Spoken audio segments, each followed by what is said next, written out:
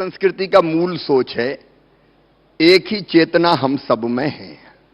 एक ही चेतना वो मनुष्य मात्र में है। इसलिए हम वर्षों पहले हमारे ऋषियों ने कहा, आत्मवत सर्वभूतेषु, सबको अपने जैसा मानो, जियो और जीने दो।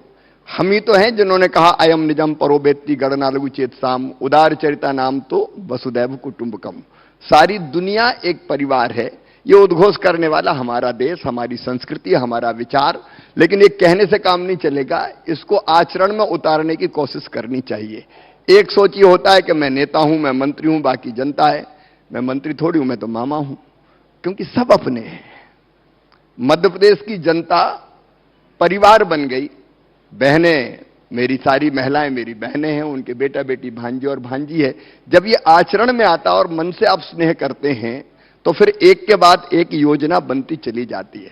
मैं एक बात आज जरूर कहना चाहूंगा, महिला सशक्तिकरण की। आज भी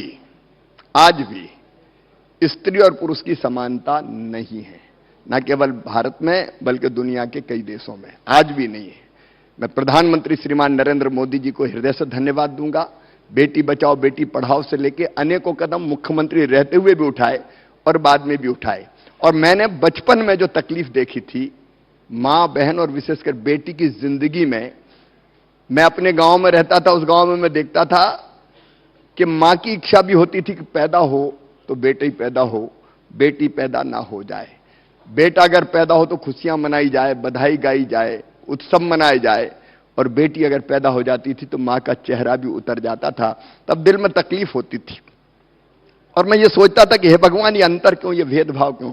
बेटा और बेटी में एक ही मां की कोख से दोनों पैदा होते हैं।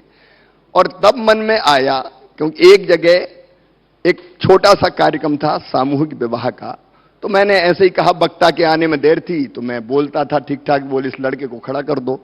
तो मैंने वहां कहा कि भाई बेटी है तो कल है, बेटी को आने दो।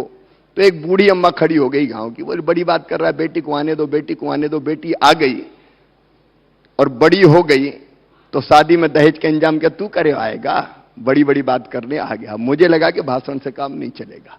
और तब से जो बना, मैं बहुत विस्तार में नहीं जा रहा, अलग अलग ढंग से करने